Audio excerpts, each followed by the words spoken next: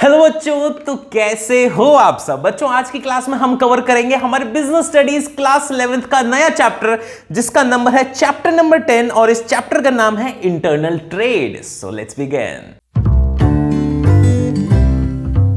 तो बच्चों अपन सबसे पहले ये देखते हैं कि इस चैप्टर के अंदर क्या क्या कवर करने वाले हैं अपन। ठीक है, तो इस चैप्टर को बच्चों समझाने से पहले मेरे को आपको ना थोड़ी सी समरी देनी पड़ेगी, जो अभी तक हमने चैप्टर 1 to 9 के अंदर बिजनेस स्टडीज में पढ़ा है। ठीक है, इसकी समरी सुनना बच्चों। अभी तक हमने ये देखा है कि अगर हम किसी भी बिजनेस को डिवाइड कर सकते हैं ना, तो इस दुनिया में 3 कैटेगरीज ऑफ बिजनेस होती है। सबसे पहला तो होता है मैन्युफैक्चरिंग बिजनेस। मैन्युफैक्चरिंग बिजनेस कह लो या फिर प्रोडक्शन बिजनेस कह लो, ये वो बिजनेस होते हैं बच्चों जो इनकी फैक्ट्रियां होती हैं और जो किसी ना किसी माल को बनाते हैं। फॉर एग्जाम्पल, कोई बंदा मान लो बिस्किट बना रहा है, उसकी फैक्ट्री है, तो वो मैन्युफैक्चरिंग और प्रोडक्शन बिजनेस के अंदर है। दूसरा हमने देखा एक होता है services kind of business. Services kind of business का मतलब जैसे कि बैंकिंग सर्विस दे रहा है, कोई मान लो बाल काटने की सर्विस दे रहा है, कोई मान लो कि टेलीफोन की सर्विस दे रहा है, तो ये आते हैं हमारी सर्विस बिजनेस के अंदर। और तीसरा होता है बच्चों हमारा ट्रेडिंग बिजनेस। ट्रेडिंग बिजनेस क्या करता है ये समझो।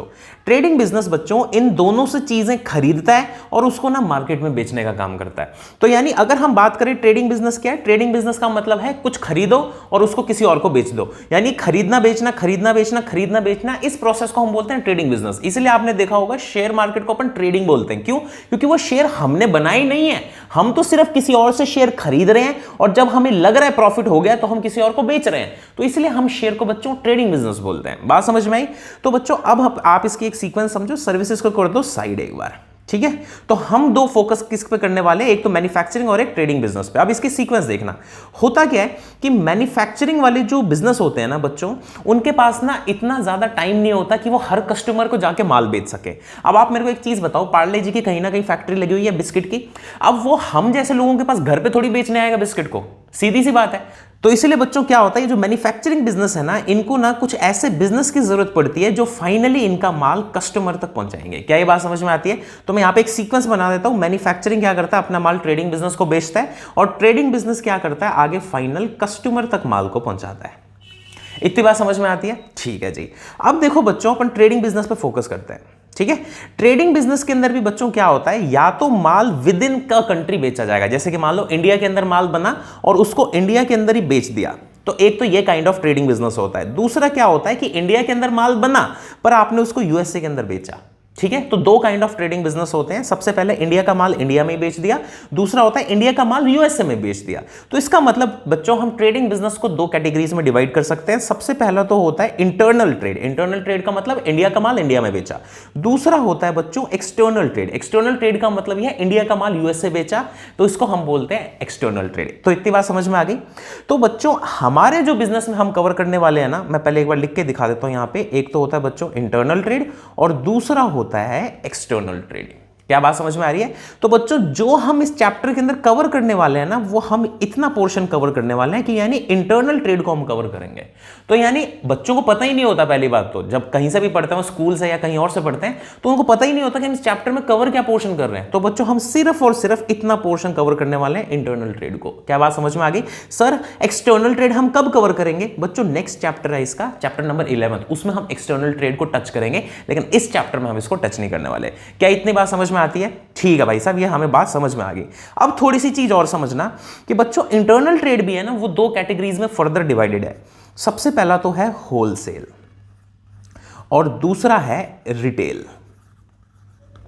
अब इसको होता क्या है वो समझो। मैं पहले थोड़ा सा इसको जो डायग्राम बना रखा है इसको साफ कर देता हूं ताकि आपको कंफ्यूजन ना हो। मैं इस वाली चीज को यहां से हटा देता हूं। लो जी, ट्रेडिंग बिजनेस तो आप समझ गए। मैं अब यहां पे एक सीक्वेंस नहीं बना रहा हूं। ठीक है, कस्टमर को मैंने थोड़ा सा कर दिया साइड में और यहां पर मैंने लिख दिया wholesale trade and retail trade. ठीक है जी, अब आपको ना बच्चों समझ अच्छे से आएगा। लो जी, रिटेल ट्रेड लगा दिया मैंने। ठीक है, तो अब समझना, मैं इसको यहां पे लिख देता हूं एक डब्बा बना के कि ये क्या हो रहा है, यहां पर ट्रेड का पार्ट हो रहा है। और ये कौन सा ट्रेड है? ये इंटरनल ट्रेड है। अब बच्चों अपन इस डायग्राम को समझते हैं, इसके बाद ये चैप्टर बड़ी आसानी से मक्खन की तरह समझ में आएगा आपको। तो सुनो भाई, सबसे पहले क्या होता है बच्चों, कोई भी जो प्रोड्यूसर है ना, प्रोड्यूसर बल्क के अंदर माल किसको भेजता है, होलसेलर को। उसके बाद में होलसेलर क्या करता है, उसकी थोड़ी छोटी छोटी क्वांटिटीज बेचता है रिटेलर को, और रिटेलर आगे क्या करता है, फाइनल कस्टमर तक उस माल को पहुंचाता है। क्या ये आपको बात समझ में आ गई? तो बच्चों अब अपन इस चैप्टर को शुरू करेंगे। अभी तक मैंने इस चैप्टर को पढ़ाना शुरू भी नहीं किया, अभी मैंने सिर्फ आपको कंसेप्ट रिवीजन कराया। तो अब सुनो इस चैप्टर का मतलब क्या है। ये कह रहा है इंट्रोडक्शन में ये कह रहा है ट्रेड का मीनिंग क्या होता है। तो बच्चों ट्रेड का मीनिंग तो हमें पता है, ट्रेड का मतलब होता है buying and selling of goods and services with the aim of earning the profit, यानी प्रॉफिट कमाने के लिए। अगर आप गुड्स और सर्विसेज को खरीदते और बेचते हो तो आप ट्रेडर हो भाई साहब। आगे इसने बोला नो इंडिविजुअल और country can be fully sufficient so exchange of surplus goods is necessary. इस लाइन का मतलब समझो। आपको पता है बच्चों, इंडिया एक एग्रीकल्चर इकोनॉमी है। एग्रीकल्चर इकोनॉमी का मतलब हम एग्रीकल्चर प्रोडक्ट्स ना बहुत चीप रेट में बना पाते हैं। अगर आप यहां पे गेहूं का रेट देखो तो गेहूं का यहां पे बाकी दुनिया के कंपैरिजन में बहुत सस्ता है। तो यानी हमें एक बात समझ में आई कि हम एग्रीकल्चर प्रोडक्ट्स बड़े सस्ते बनाते हैं। पर वहीं पे अगर मैं दूसरी बात करूं पेट्रोल की, हम पेट्रोल में बहुत सस्ता पेट्रोल नहीं बना पाते। हमारे पास इनफैक्ट इतना पेट्रोल होता ही नहीं कि हमारी कंट्री की नीड्स पूरी हो जाए। तो एक बात समझना, हुआ क्या, यहां पर इंडिया है, ठीक है जी, और एक ऐसा ऑयल प्रोड्यूसिंग कंट्री मान लो रशिया, दूसरी तरफ रशिया है। इंडिया रशिया को कहता है कि भाई साहब आप हमसे अनाज खरीद लो, ठीक है। तो दूसरी तरफ रशिया हमें कहता है भाई साहब आप हमसे पेट्रोल खरीद लो। बात समझ में आती है? तो इस लाइन में ये जो मैंने हरे पट्टी के अंदर लाइन लिखी हुई है, इसमें मैंने ये लिखा हुआ है बच्चों कि कोई भी कंट्री सेल्फ सफिशिएंट नहीं हो सकता, यानी फन्ने खा नहीं हो सकता कि भाई साहब इंडिया कहीं ये सोचे मैं तो हर चीज में बेस्ट हूं, ऐसा नहीं होता। और वहीं पे दूसरी तरफ रशिया बोले कि मैं हर चीज में बेस्ट हूं, ऐसा नहीं होता। आपके पास कोई ना कोई ऐसा प्रोडक्ट होगा जिसको बनाने में आप बेस्ट होगे। आप क्या करो, आप वो प्रोडक्ट दूसरी कंट्री को बेच दो और दूसरी कंट्री से बदले में कोई सा दूसरा प्रोडक्ट एक्सचेंज में ले लो। बात समझ में आई? तो इसमें हमने यही लिखा हुआ है कि ट्रेड की जरूरत इसलिए है क्योंकि कोई भी बंदा या कोई भी कंपनी या कोई भी कंट्री हर प्रोडक्ट बनाने में बेस्ट नहीं हो सकती, ठीक है। इसको अगर बहुत ज्यादा डिटेल में समझना है तो इकोनॉमिक्स के अंदर ये टॉपिक आता है, उसको ढंग से वहां से कर लेना, ठीक है। आगे अपन देखते हैं, based on geographical location of buyers and sellers trade is classified into 2 categories. तो यानी जियोग्राफिकल लोकेशन के हिसाब से हम ट्रेड को 2 कैटेगरीज में डिवाइड कर सकते हैं। सबसे पहले तो है इंटरनल ट्रेड। इंटरनल ट्रेड का मतलब होता है जिस टाइम बाइंग और सेलिंग बच्चों विद इन द कंट्री होती है। इंडिया का माल इंडिया के अंदर ही खरीदा बेचा जा रहा है तो हम इसको इंटरनल ट्रेड बोलते हैं। वहीं पे बच्चों दूसरी कैटेगरी एक्सटर्नल ट्रेड की। एक्सटर्नल ट्रेड हमें यह बोल रहा है कि जिस टाइम आप अलग अलग कंट्रीज के बीच में माल खरीद और बेच रहे हो तो हम उसको एक्सटर्नल ट्रेड बोलते हैं। क्या बात समझ में आई? ठीक है बच्चों, अब अपन चलते हैं नेक्स्ट टॉपिक पे जो कि है हमारा इंटरनल ट्रेड, को हम काफी डिटेल में डिस्कस करने वाले हैं। तो अब सवाल उठता है कि सर इंटरनल ट्रेड क्या होता है, वो समझाओ। लो बच्चों, इंटरनल ट्रेड का मतलब होता है buying and selling of goods and services with in a countries border, यानी कंट्री की बॉर्डर के अंदर ही खरीदने बेचने को हम इंटरनल ट्रेड बोलते हैं। आगे इसका एग्जांपल दिया हुआ है, जैसे कि फॉर एग्जांपल आप किसी लोकल दुकान से कुछ खरीद के लाए, इंटरनल ट्रेड है। अगर आप किसी मॉल से कुछ खरीद के लाए, किसी एग्जीबिशन से कुछ खरीदा, या फिर डोर टू डोर आपके जो दरवाजों पे सेल्समैन कुछ चीजें बेचने आता है, वो सारा का सारा आपका इंटरनल ट्रेड है। आगे बोला मोड्स ऑफ इंटरनल ट्रेड, यानी इंटरनल ट्रेड कितने तरीके से हो सकता है। तो बच्चों आपके फेवरेट टीचर ने आपको ऑलरेडी बता दिया कि इंटरनल ट्रेड 2 तरीके का होता है। इंटरनल ट्रेड इसीलिए हम 2 कैटेगरीज में डिवाइड करते हैं। सबसे पहले तो है होलसेल ट्रेड। होलसेल ट्रेड के अंदर क्या होता है बच्चों, काफी भारी भरकम क्वांटिटीज के अंदर ना माल को खरीदा जाता है और फिर आगे रिटेलर्स वगैरह को बेचा जाता है। अभी आप इतना ही समझो, मैं डिटेल में आगे जाके इसको कवर कराऊंगा। अभी आप इतना ही समझो, होलसेलर क्या करता है, प्रोड्यूसर से बल्क में माल खरीदेगा और आगे रिटेलर को फॉरवर्ड कर देता है। और दूसरा होता है हमारा बच्चों रिटेल ट्रेड। रिटेल ट्रेड क्या करता है, रिटेलर होलसेलर से माल खरीदता है और फाइनल कस्टमर तक माल को सप्लाई करता है। क्या ये बात समझ में आई? मैंने जो डेफिनेशन बोली है वो समझो। होलसेलर क्या करता है, प्रोड्यूसर से माल खरीद के रिटेलर को बेचेगा, रिटेलर क्या करेगा, होलसेलर से माल खरीद के फाइनल कस्टमर तक पहुंचाएगा। डन? चलो भाई आगे करते हैं। आगे होलसेल ट्रेड की अब डेफिनेशन पढ़ते हैं। होलसेल ट्रेड की डेफिनेशन में यह बोल रहा है, wholesale trade involves buying and selling goods in large quantities. काफी भारी भरकम क्वांटिटीज में गुड्स और सर्विसेज को खरीदा जाता है for the purpose of resale और इंटरमीडिएट यूज। सर इसको समझा दो आप। ले अभी समझा देते हैं। तो देखो बच्चों, होलसेलर है ये होलसेलर है, ठीक है। होलसेलर क्या करता है, ये तो आपको बात समझ में आ गई कि रिटेलर को कई बार माल बेचता है। तो रिटेलर क्या करता है, इसीलिए हमने बोला कि होलसेल क्या करता है, आगे बेचने के पर्पस से माल को खरीदता है। बात समझ में आई, क्योंकि उसको पता है कि मैं रिटेलर को माल फॉरवर्ड करूंगा। कई बार बच्चों, अब मेरी बात ध्यान से समझना, कई बार क्या करता है, होलसेलर रिटेलर को माल नहीं बेचता। होलसेलर क्या करता है, किसी और फैक्ट्री को माल बेच देता है। ओ ले सर समझाओ, ये समझ नहीं आया, समझो। मान लो बच्चों, एक ना स्क्रू होते हैं ना, जिसको अपन पेच बोलते हैं। मान लो एक ना पेच बनाने की स्क्रू बनाने की ना एक फैक्ट्री है, ठीक है। होलसेलर क्या करेगा, स्क्रू बनाने वाली फैक्ट्री से ना बल्क में स्क्रू यानी पेच खरीद के रख लेगा, ठीक है। आगे इसने क्या किया, इन स्क्रू को रिटेलर को नहीं बेचा। कई बार ये क्या करता है, मान लो किसी गाड़ी बनाने वाली कंपनी को ये स्क्रू बल्क में बेचे इसने।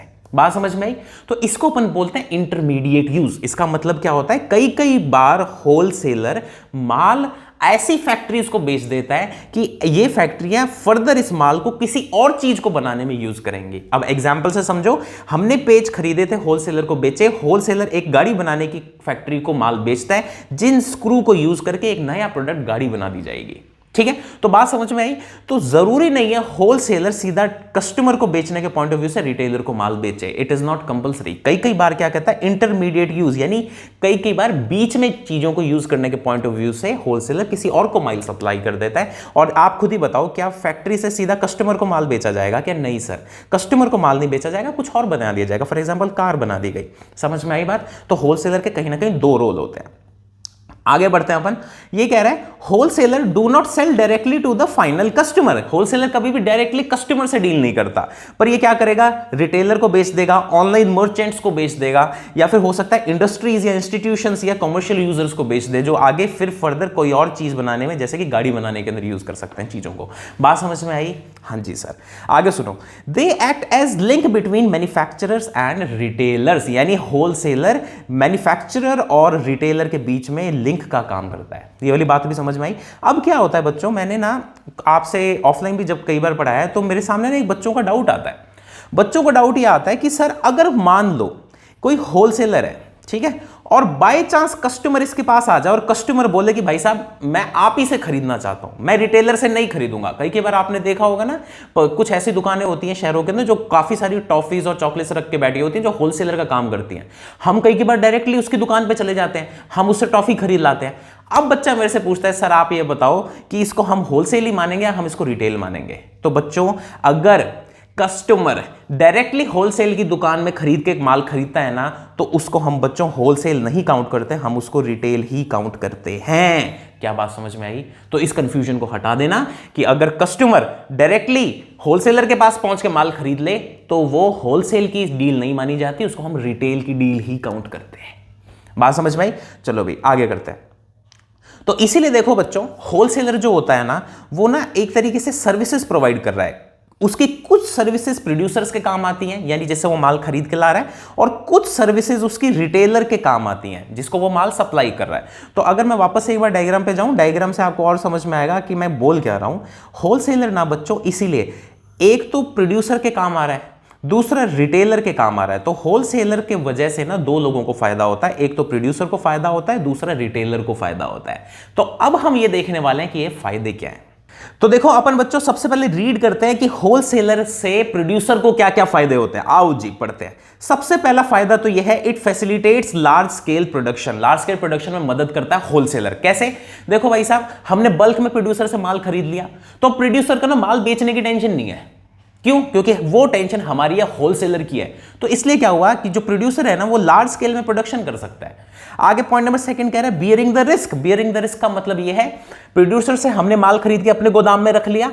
अब वो प्रोड्यूसर की टेंशन नहीं है कि माल में आग लगती है, माल की चोरी होती है या कुछ भी चीज होती है। क्यों? क्योंकि वो अब माल किसके पास है? होलसेलर के पास है। तो कहने का मतलब, होलसेलर प्रोड्यूसर के बिहाफ पे रिस्क झेलता है।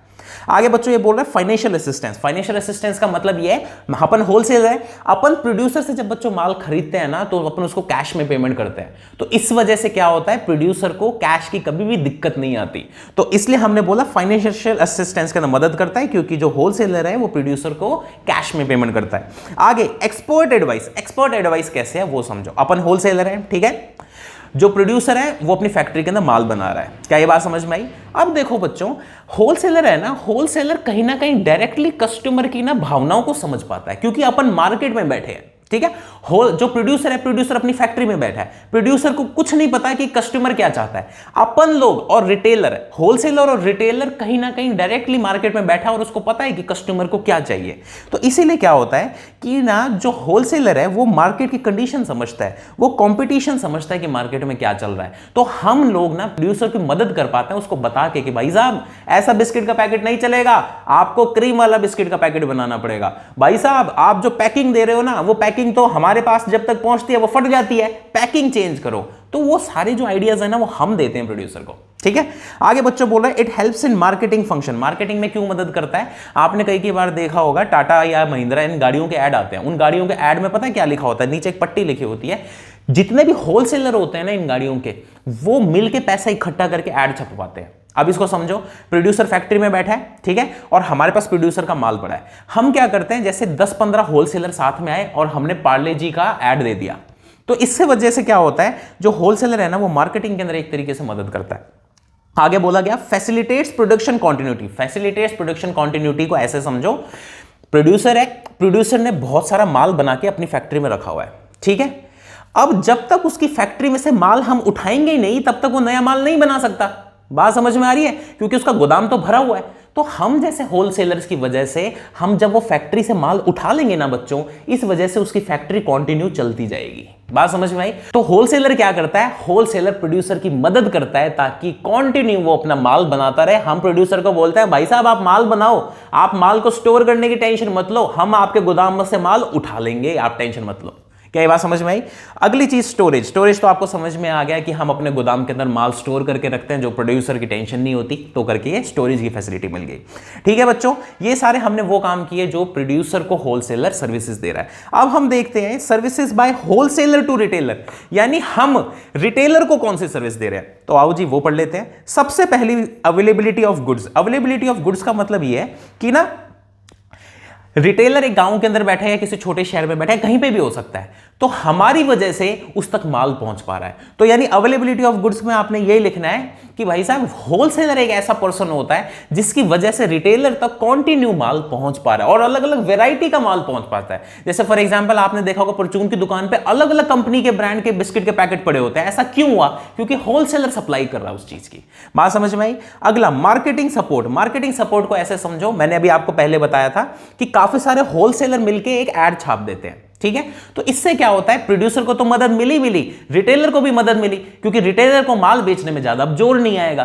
क्यों? क्योंकि आप एक चीज सोच के देखो, छोटा सा परचून की दुकान वाला कोई न्यूज़पेपर में ऐड थोड़ी दिलवा देगा, क्योंकि उसके पास इतना पैसा ही नहीं है। तो होलसेलर एक वो बंदा होता है जो काफी बल्क में पैसा इकट्ठा करके एडवर्टीजमेंट करता है, जिससे प्रोड्यूसर को भी फायदा होता है और रिटेलर को माल बेचने में आसानी होती है। ठीक है बच्चों, आगे grant of credit. Grant of credit का मतलब यह है कि कई बार क्या होता है, रिटेलर को हम ना उधार पर माल दे देते हैं। हम बोलते हैं भाई साहब आप माल को बेचो, जब माल बिक जाए उसके बाद में पैसे दे देना, ठीक है।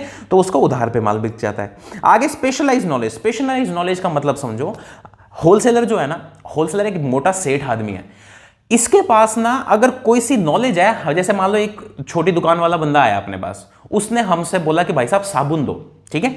हम उसको समझाएंगे कि भाई साहब इस कंपनी का ब्रांड का साबुन जाके बेच, इससे तेरे को मदद होगी, इसको बेचना आसान है, ये सस्ता भी है, क्वालिटी भी बढ़िया है। तो इससे क्या होता है, जो रिटेलर है जिसको इतनी ज्यादा नॉलेज नहीं है, हम उसको भी नॉलेज दे सकते हैं कि भाई साहब आप ऐसे ऐसे काम करो, आपका बिजनेस अच्छा चलेगा।